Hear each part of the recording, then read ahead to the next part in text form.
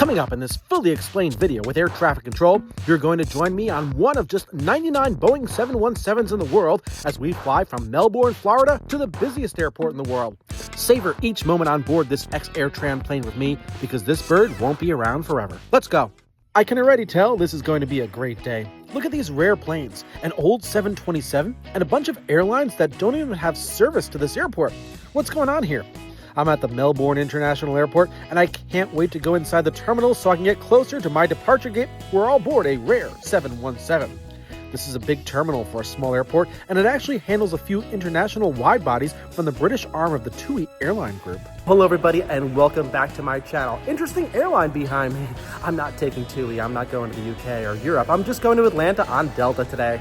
I'm walking on what seems to be a temporary construction floor to the Delta check-in desks where I'll be dropping off one bag which will be placed in the cargo hold of the 717.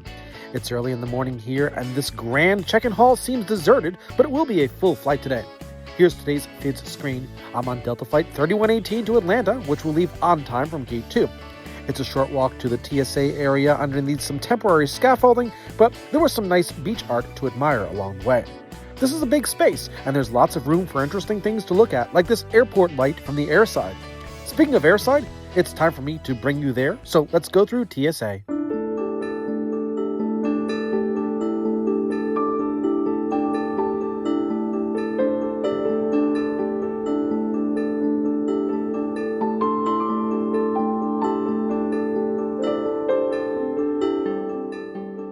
The airside is quite interesting here. The first gates you see are TUI gates, which accommodate their Boeing 787s. TUI offers service to Belfast, Glasgow, London Gatwick, Manchester, and Newcastle upon Tyne. Such interesting destinations.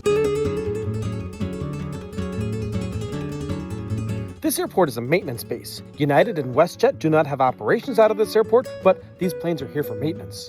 It's a real pleasure to see aircraft like this here. The same applies to this Avianca Airbus. It's not scheduled to be here for any passenger flights. There's an ex-Braniff 727 out there. I'm not sure why this plane is here, but November 438 Bravo November is really old. It was built in 1975. After Braniff, it flew for People Express, Southwest, Continental, and lastly as a charter plane for the Colorado Rockies. This airline doesn't fly to or from Melbourne, but they need some work and are here temporarily. There's so much to see here. I'm going to work my way over to my gate in this wide and pleasant Floridian-style concourse. Today, I'll be leaving from Delta's Gate 2, and again, I'm all eyes out the windows, looking to see whatever I can, but I'm specifically looking for one thing, and you can see it here. That's my Boeing 717 turning a left base to runway 9 right, and here it is slowing down on the 10,181-foot-long runway, the same runway we'll use for takeoff. So exciting, I've got my first sight of our Boeing 717 today. This plane is tail number November 971 Alpha Tango. The AT stands for AirTran.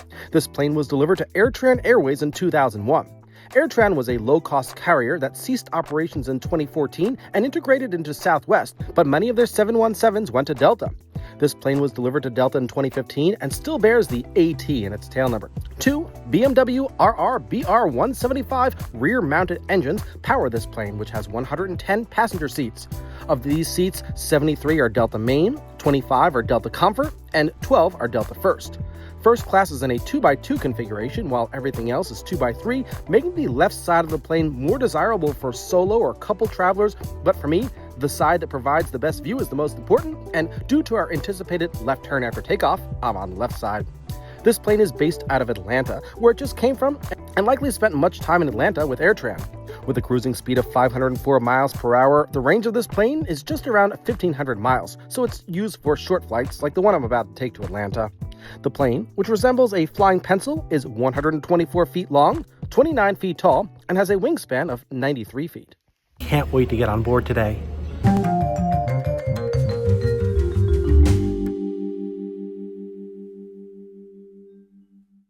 Before boarding, I noticed that the Avianca A320 started to move. Its work is over, and it's now headed down to Miami, where it will likely resume normal passenger operations. I wasn't expecting this treat at all today, since the only airlines with scheduled service here are Delta, American, Allegiant, Sun Country, and TUI. But now it's 717 time. 717 to ATL, here we come. Even though this plane is around 24 years old, it feels older due to its similarities with the MD-80 and DC-9, which we no longer see in service today. The boarding process gave me the feeling that I'm on something special, and I'll experience flight in a raw way today. There are just 80 of these planes in service with Delta and just 19 with Hawaiian. Today, my seat is on the left side of the plane, just in front of the exit row. The seat does not recline because of the exit row, but I'm not here for comfort. I'm here for a flight that can only happen after we push back onto the Melbourne Airport airline ramp via tug.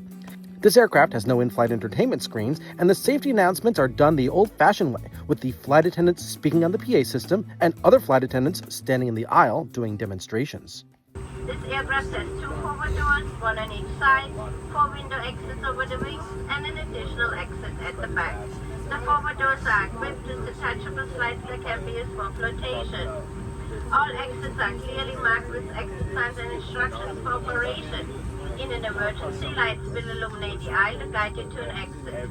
Please locate the exit nearest you and keep in mind there may be behind you. In the event of an evacuation, leave all carry-on items behind. It's unlikely, but if cabin pressure changes, the panels inside the laboratories and above your seat will open, revealing oxygen mask. If this happens, reach up and pull a mask toward you until the tube is...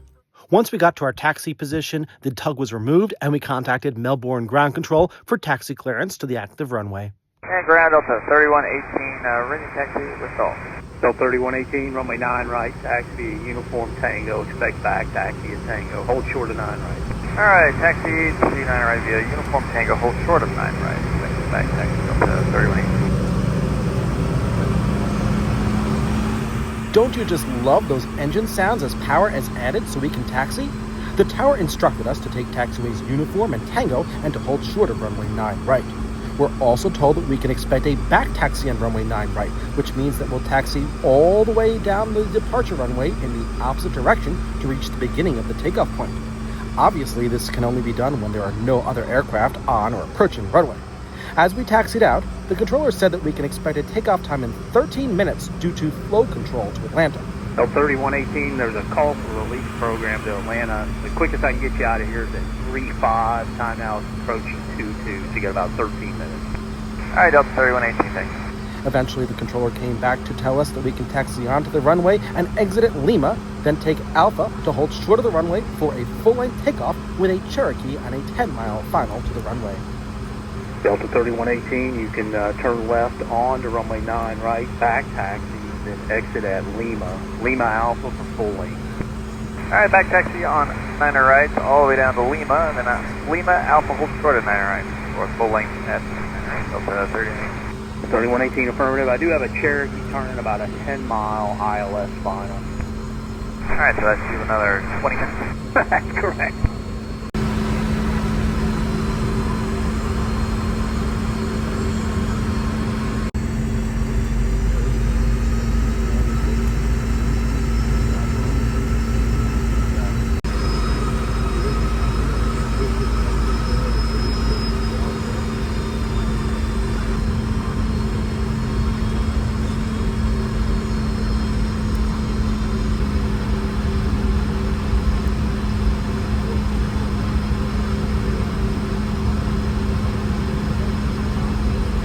It's exciting to be on the runway that we're going to be using for takeoff. We're now approaching the end of the runway, and as per the controller's instructions, we're exiting on taxiway Lima, and then we'll take Alpha via a right-hand turn up to and we'll hold short of the runway for a full-length takeoff. We're switching over to the tower controller's frequency, who will issue us takeoff clearance once we're released to Atlanta and there is no traffic on or approaching the runway. Here's the hold bar indicating that we're exiting the runway, and you can see red barriers on taxiway Alpha, which is the reason why we did not use taxiway Alpha all the way to this point. It's closed. Taxiway Alpha parallels the runway, which would typically be the better option to get to where we are right now, but with it being closed up to this point, taxiing on the runway itself was the only way to get here. All we need to do is make a right turn at the end, which leads to the runway, and wait. In some cases, we could have simply made a U-turn on the runway itself. However, you'll recall that we needed to be off of the runway because there was a Piper Cherokee that was on final approach to our runway that needed to land, so we taxied out at a good speed to clear the runway so that plane can land, despite the fact that we're slightly delayed to Atlanta. It didn't take 13 minutes to get to the departure point, but we will sit out the remainder of the delay as number 1 for takeoff, holding short of the runway. You can see from the sign that's visible out the window that we're on taxiway Alpha and we're holding short of runway 9 right. Here comes the airplane that was on approach to runway 9 right. As you can see, we made it off the runway in advance of it coming in for a landing. It's a slow-moving aircraft, and we taxied out with good speed. The spacing between us and this arrival worked out perfectly, but we still have to wait a few more minutes before we can actually take off. Since we're stopped, the pilot came on the PA system with an announcement about the short delay. Yes, we're all set up here, just waiting for air traffic control to release us a bit of a sequencing program that they have for all traffic from Florida up to Atlanta. So, about 2 or 3 minutes, we should be airborne. Appreciate your patience. Once again, welcome aboard. A few minutes later, we were cleared for takeoff and told to turn left to 080 once airborne. Note that I did not get the pilot's response. Let's go. Delta 3118, Melbourne Tower 9 right, clear for takeoff, left turn 080.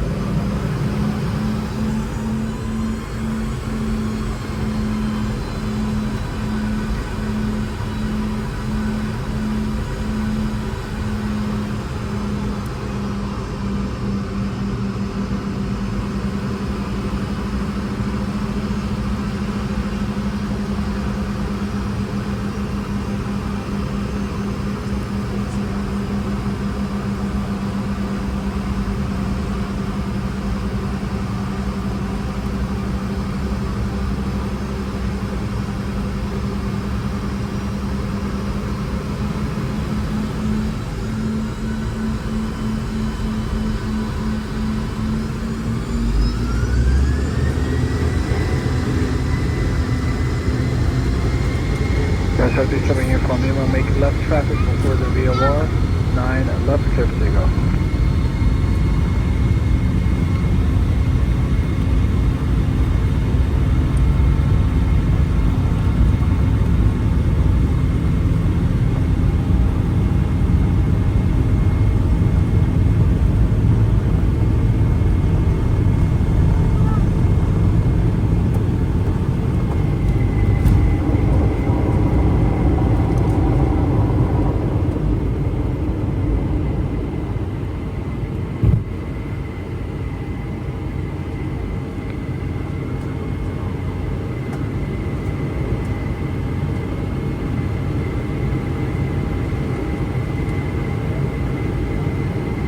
Flight 621, right turn on course, runway 5, clear for takeoff.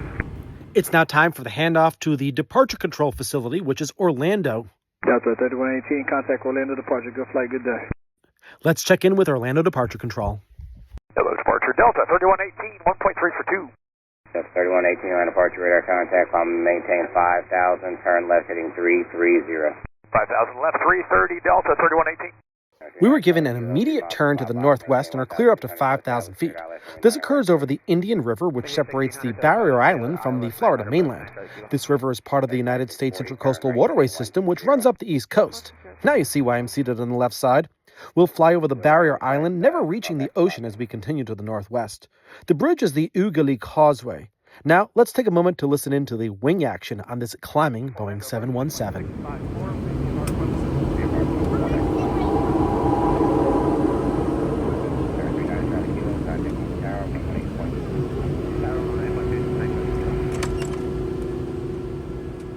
What great sounds!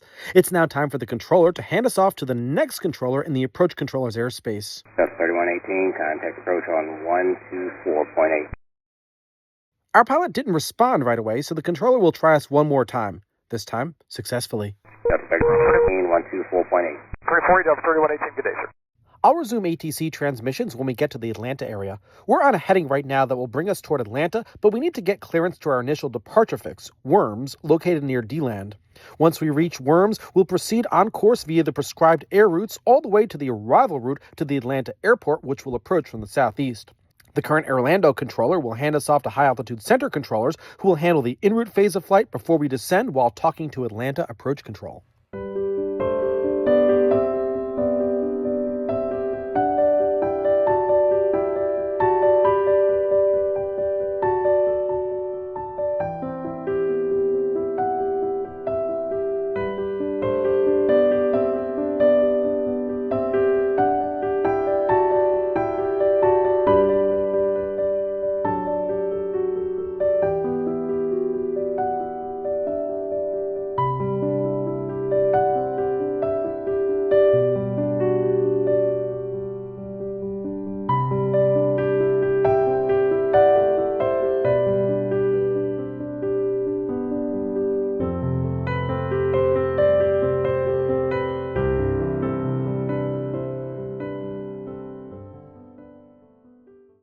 so far it's been a great flight. We're still in our climb, approaching our cruising altitude on mid-cabin, so it's not too noisy and not too quiet here. As we fly over Lake Monroe, we get a great view of Sanford, which is to the northeast of Orlando. Beyond that, the view featured Palatka in Putnam County, Florida. Just south of Jacksonville, we were afforded a view of the Green Cove Springs area, and once we reached Jacksonville, you can see how the population density increased. I'm happy that this was a morning flight and the sun was on the other side of the plane. I really dislike sun glare. I had to do it. I had to come to the back of the airplane to hear the loud engine sounds back here. I love it. I'm just taking full advantage of the engine sounds in the back of this 717. Who knows when I'm going to get to fly it again?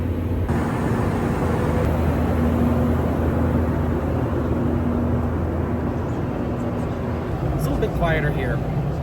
We've entered the Peach State and flew by the state's blueberry capital, Alma. Next up is Hazelhurst, population 4,000. We're now on the arrival procedure, approaching our destination airport from the southeast. We're getting ready to come in from a very small airport to the busiest airport in the entire world. Today we'll be landing on runway 9 right, which is the same runway number we departed from in Melbourne. To get there, we'll fly south of the airport, then west of it, and a turn to land to the east. Down there is McRae Helena, formed just 10 years ago by the merger of two cities that are adjacent to each other. That's the Robins Air Force Base down there, and as we descend further on the arrival procedure, we get a lovely view of Macon. And just past Macon is Georgia Power Plant Scherer, the most powerful coal-fired power plant in North America. Okay, we're about to check in with Atlanta Approach Control. The arrival procedure, which begins southeast of the airport, will keep us south of the airport and end on a heading of 275 degrees, which is west. This is the opposite direction that we'll be landing in, so this heading keeps us on a right downwind leg for runway 9 right. Therefore, the only thing that the approach controller will need to do is turn us around on the right base leg to line up with the runway before being handed off to the tower. Let's check in with Atlanta Approach. Approach Delta 3118, 9.2 per 7. Delta 3118, Atlanta approach this afternoon, runway 9 right, with 718 3000. 3000, Delta 3118. We're cleared down to 3,000 feet, and here you can see that we're making the turn to begin the downwind leg, which will keep us on a heading of 275 degrees. If you watch my channel often, you know that I fly into LaGuardia a lot, and when we fly a downwind leg, it's the controller who assigns the heading for it. But that's because the airspace is very tight, so it's difficult to have pilots follow a procedure to get on the downwind leg with restricted airspace and so many planes. But here in Atlanta, since all runways are parallel and there's more open airspace, it's the arrival procedure that puts you right on the downwind leg. However, a procedure cannot dictate how far out you can go on the downwind leg because that is based upon the number of planes ahead. So it will be up to the controller who will tell us when to turn right for the right base leg. This is when he sees sufficient separation. Right now, the Atlanta airport is off to our right side, and passengers seated on that side can probably see it looking out their windows, if they are looking. I can't wait to get there, but for now, it's the downwind. The good news is that we won't be going out too far on the downwind today, as the traffic is light. Not only is traffic light, but multiple runways are being used. There are a total of 5 runways at Atlanta, and a combination of runways are being used for multiple arrivals and departures at the same time, and everyone is landing and departing in the same direction. This may be the world's busiest airport, but the controller is not too busy because there are other controllers handling traffic to other runways here in Atlanta. Departing traffic is safely separated from arriving traffic via procedures that keep departures away from arrivals, often by having them fly straight out for a bit to gain altitude before turning over arrivals. It's very well laid out. Our controller is monitoring traffic ahead of us for runway 9 right and will soon issue us a right turn to perform the right base leg. Here, the controller will have us fly a heading of 360 degrees, due north, and reduce our speed. Our proactive pilot will report that he sees not only the flight ahead of us, but the Atlanta airport as well. 3118, reduce speed 180, turn right heading 360. Flow to 180 and right turn 360, preceding traffic and the field in sight, Delta 3118. Perfect, thank you. We're currently to the southwest of the Atlanta airport, and our pilot can see a lot from here. The controller simply thanked the pilot for reporting that the preceding traffic and airport is in sight, and we'll keep this fact in mind. It's too early to be cleared for the approach because joining the final approach course from a 360-degree heading would require a hard 90-degree turn to the right. Rather than doing that, the controller will provide an intercept heading. That is a heading that will allow us to join the final approach course on a more gentle angle. This way, we don't overshoot the extended centerline of the runway. That's important because aircraft will be landing on a parallel runway to our north, and we don't want to enter their flight paths. If I were seated on the right side of the plane, I'd be looking for the runway. It's clearly visible from here. Instead, my view is of the area to the west of the airport. There's not much to see from here, but I know that once we join the final approach course, we should be able to see the city of Atlanta and its tall buildings, and I'll also be keeping an eye out for any aircraft landing on parallel runways to the north. We're an arrival from the south on a right base leg, but there are many aircraft approaching Atlanta from the north. These aircraft will make a left base leg to the northern set of runways. It's important for these planes not to overshoot the extended center line so they don't conflict with planes like us on the south complex. The controller is about to issue us a turn to 70 degrees, which is a great intercept angle. We'll also be told to follow the traffic that were reported in sight earlier. 3118, turn right heading 070, follow traffic for visual cross runway 9 right. 070, follow traffic for the visual 9 right, 3118. Great. We're cleared for a visual approach to 9 right following the traffic ahead of us. If I were on the right side of the plane, I might have even seen that plane. This is a critical moment as the controller ensures good separation. The controller is going to tell us to maintain a speed of 180 knots until over one of the fixes on the final approach course. Once we get there, we can slow down. The controller is also going to hand us off to the control tower at the airport. Got a 3118, maintain 180 knots to Bernie, connect tower Bernie.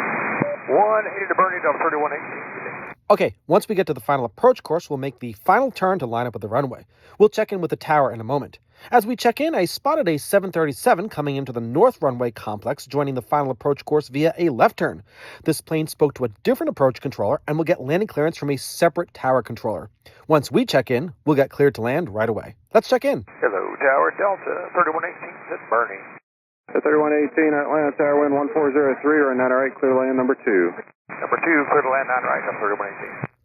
What a view! Well, since this video is about the 717, for the remainder of the video, I'm going to let you listen in to the 717 sounds as we land.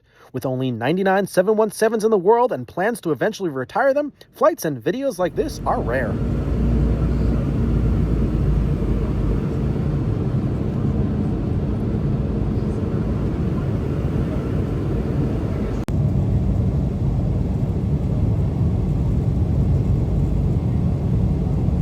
Delta 94, Sierra cross right 9 left, join Mike, ground point 75. Sierra cross 9 left, join Mike 75, Delta 94. Delta 1841 at Kilo, cross runway 9 left, Lima to ramp 8. At Kilo, cross 9 left, and then join Lima to ramp 8, Delta 1946. 1841.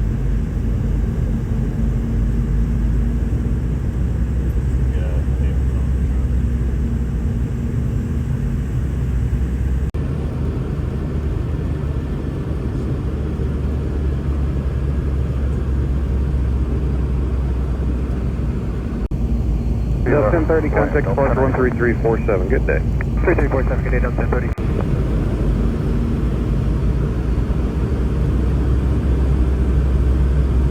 Big Bird circling at 2.9 or DME on 9 right. Thank you.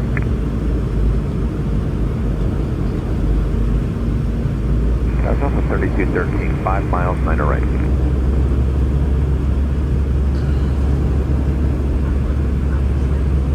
Delta 3213, land tower, wind 1204 and 9 right, clear to land, last arrival, reported bird about 2.9 DME. Roger the bird, clear to land, 9 right, Delta 3213.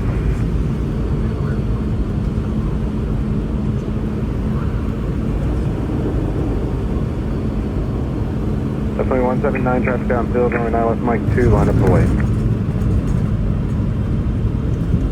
Alright, line up away, 9 left, Mike 2, Delta 2179.